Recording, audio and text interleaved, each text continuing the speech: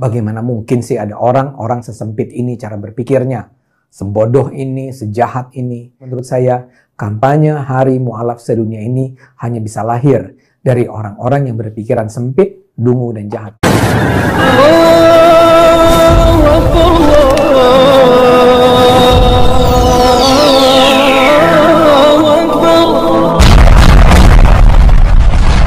Bismillahirrahmanirrahim. Sebelum kita lanjut, jangan lupa subscribe, like, komen, dan share. Terima kasih. Jazakumullah. Bismillahirrahmanirrahim. Assalamualaikum warahmatullahi wabarakatuh. Sahabat kabar Islam, saudara ikhwan fillah, dimanapun anda berada, semua tetap dalam lindungan Allah Subhanahu wa Ta'ala. Allah jaga iman Islam kita hingga jalan tiba harapan wafat dalam keadaan husnul khatimah. Amin ya Allah ya rabbal alamin.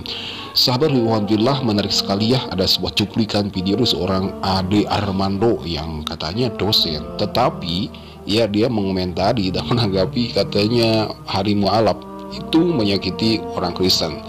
Tapi pernyataan dari seorang Ade Armando ini kena tampol oleh seorang Refli Harun. Nah, sahabat ikhwanillah, mari kita dengarkan cuplikan video dari seorang Ade Armando ini. Terus terang, kali ini saya sebenarnya hampir kehilangan kata-kata. Maksud saya, bagaimana mungkin sih ada orang-orang sesempit ini cara berpikirnya? Sebodoh ini, sejahat ini. Yang saya mau komentari adalah apa yang disebut sebagai Hari Mu'alaf Sedunia. Saya terlambat mengetahuinya. 25 Desember ternyata ditetapkan sebagai Hari Mu'alaf Sedunia, yang terjemahannya adalah hari untuk merayakan berpindahnya orang-orang non-muslim menjadi muslim. Ini bisa Anda temukan di YouTube, tapi nanti dulu. Saya punya beberapa pertanyaan utama. Pertama, kenapa sih harus merayakan perpindahan agama yang merupakan keputusan yang sangat personal? Apa pentingnya bahwa umat Islam bertambah? Apa pentingnya kalau ada orang yang semula percaya pada Tuhan Yesus, kemudian pindah menjadi percaya pada Muhammad karena ada sesuatu dalam perjalanan hidupnya yang membuat dia berubah keyakinan? Kedua, kalaulah mereka ingin merayakan bertambahnya umat Islam di dunia, kenapa harus pilih tanggal 25 Desember? Mengapa tidak 1 Januari atau 1 Muharram sebagai tanda tahun baru Islam yang memang ditandai dengan peristiwa hijrah? Atau tanggal 12 Rabiul Awal sebagai hari yang diduga adalah hari kelahiran Nabi Muhammad? Mengapa spesifik 25 Desember? Jawabannya tentu saja mudah. 25 Desember adalah hari perayaan Natal buat umat Kristen. Penentuan tanggal 25 Desember sebagai Hari Mu'alaf Sedunia didasari sebuah niat busuk ingin menghina umat Kristen. Orang-orang Islam penggagas Hari Mu'alaf Sedunia ini menyakiti hati umat Kristen yang sedang berbahagia. Karena itulah menurut saya kampanye Hari Mu'alaf Sedunia ini hanya bisa lahir dari orang-orang yang berpikiran sempit, dungu, dan jahat. Nah, baiklah saudara itu sebuah cuplikan video dari seorang Ade Armando ya, yang saya rasa ini penting dan perlu kita ketahui juga ya. Jadi si Ade Armando ini yang katanya dosen, dia itu kepanasan ya melihat adanya dan mendengar adanya itu perayaan Hari Mu'alaf Sedunia tanggal 25 Desember. Sudah jelas ya apa yang dikatakan itu sebenarnya ya sangat keterlaluan saya kira. Nah, sebelum kita menanggapinya, mari kita simak bagaimana tanggapan tampolan dari seorang Refli Harun. Silakan. Ini harus dikaitkan dengan sejarahnya. Historinya seperti apa? Ternyata kata Pak Ustadz Jumzar ada sejarahnya. Sejarahnya adalah ketika seorang non-muslim masuk menjadi masuk Islam, mu'alaf, itu agak dramatis ya. Dramatis. Sejak kedatangan siapa yang dari Dr. Zakir Naik, dan kemudian baru 1 tahun kemudian dia masuk Islam, dan itu tanggal 25 Desember. Kebetulan harinya sama dengan peringatan sahabat-sahabat kita ya, saudara-saudara kita yang lain agama. Jadi ini inisiasi dari masyarakat, memang tentu belum disahkan oleh negara, apalagi di dunia internasional. Jadi ibu-ibu dan bapak-bapak sekalian, yang namanya peringatan-peringatan seperti ini itu ada 3. 1, peringatan yang disahkan oleh negara seperti 17 Agustus dan lain sebagainya. Kemudian ada peringatan yang disahkan oleh komunitas internasional secara resmi. Sebagai contoh misalnya tanggal 15 Maret nanti ya, tahun depan mulai, karena sudah diterima resolusi PBB-nya, itu adalah Hari Anti-Islamophobia. Ya, Allahu Akbar. Jadi luar biasa, delegasi dari Pakistan itu bisa menggolkan anti Islamofobia, itu apa? Perang melawan Islamofobia. Jadi mereka-mereka yang benci Islam itu harus diperangi, kata PBB, ya, tidak boleh. Walaupun kadang-kadang saya juga mikir, dunia sudah berakhir benci sama Islam, Indonesia baru belajar. Kira-kira begitu ya.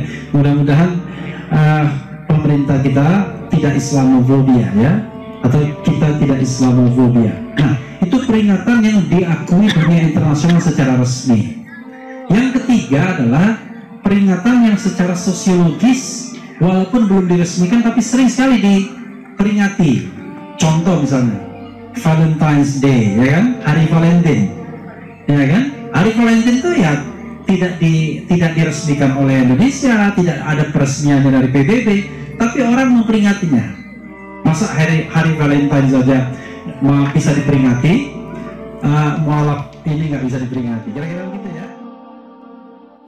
Nah, alhamdulillah adalah sebuah tampolan jawaban dari seorang Repli Harun, ya, Dokter Profesor Repli Harun, yang menjawab atas tuduhan seorang Ade Armando, seorang Islam, ya, Muslim, tapi ya sayangnya liberal, ya, menurut catatan. Dan juga sebagai ikhwan fillah, apa yang disampaikan oleh Ade Armando ini saya kira sebagai provokasi, ya. Jadi dia itu mencoba memprovokasi antara umat Islam dengan umat Kristen, memancing kemarahan umat Kristen. Padahal kalau kita melihat dalam sejarahnya, adanya perayaan Hari Mu'alaf sedunia itu bukan organisasi kecil yang mengadakannya. Itu antar debat, ya, para kristolog. Dan juga perlu catatan, adanya perayaan Hari Mu'alaf sedunia bukan hanya tahun ini saja, tahun-tahun sebelumnya juga pernah ada. Tetapi Ade Armando ini kurang main, dan mungkin ya baru bangun dari tidur, ya.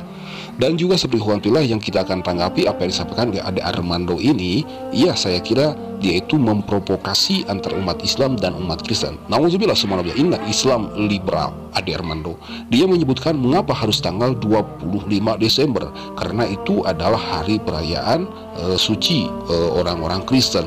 Yang pertama, mungkin orang-orang yang masuk ke dalam agama Islam atau yang disebut mu'alaf itu, dia ingin mengenang juga bagaimana perayaan 25 Desember sebelum masuk ke dalam agama Islam, tetapi dengan cara dan niat yang berbeda.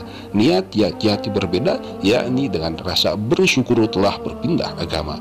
Dan juga sebagai ikhwan fillah, ini sangat pedas dari si Ade Armando ini, ya, seorang Islam liberal ini mengatakan bahwa orang yang mengadakan, orang-orang yang membentuk adanya perayaan Hari Mu'alaf sedunia ini adalah orang yang bodoh, orang dungu, orang jahat. Naudzubillah, subhanallah, ini sudah jelas memprovokasi, ya. Lalu seorang Ade Armando itu mengatakan, bertanya, kenapa tidak tanggal 1 Muharram atau ya tanggal 12 Rabiul Awal, hari lahir Nabi Muhammad SAW, dan hari-hari Islam lainnya. Ini sudah jelas sekali bahwa tanggal 25 Desember itu ya namanya tanggal Masehi, sedangkan 1 Muharram, 12 Rabiul Awal, malah 27 Rajab, dan yang lain itu adalah hari tanggal Hijriah khusus untuk orang-orang Muslim. Jadi yang dipakai perayaan Hari Raya Mu'alaf sedunia itu tanggal 25 Desember supaya semuanya mengetahui dan tepat tanggal 25 Desember. Jadi tidak ada untuk menghinakan atau ya melecehkan umat Kristen, tidak ada. Jadi ini hanya provokasi dari seorang Ade Armando saja. Padahal sudah dijelaskan oleh Profesor Dr. Repli Harun, ya, ternyata itu ada sejarahnya. Tanggal 25 Desember itu ada sekelompok atau 1-2 orang yang masuk ke dalam agama Islam menjadi seorang mu'alaf itu secara dramatis, ya. Jadi untuk mengenang, dan dalam konteks debat, para debater Muslim, para kristolog mengadakan adanya pembentukan Hari Mu'alaf sedunia, walaupun Hari Mu'alaf sedunia ini belum diakui oleh negara, ya. Repli Harun juga menyebutkan itu seperti Valentine Day. Valentine Day itu kan tidak diakui oleh negara, tapi itu hanya sebagian saja yang merayakannya.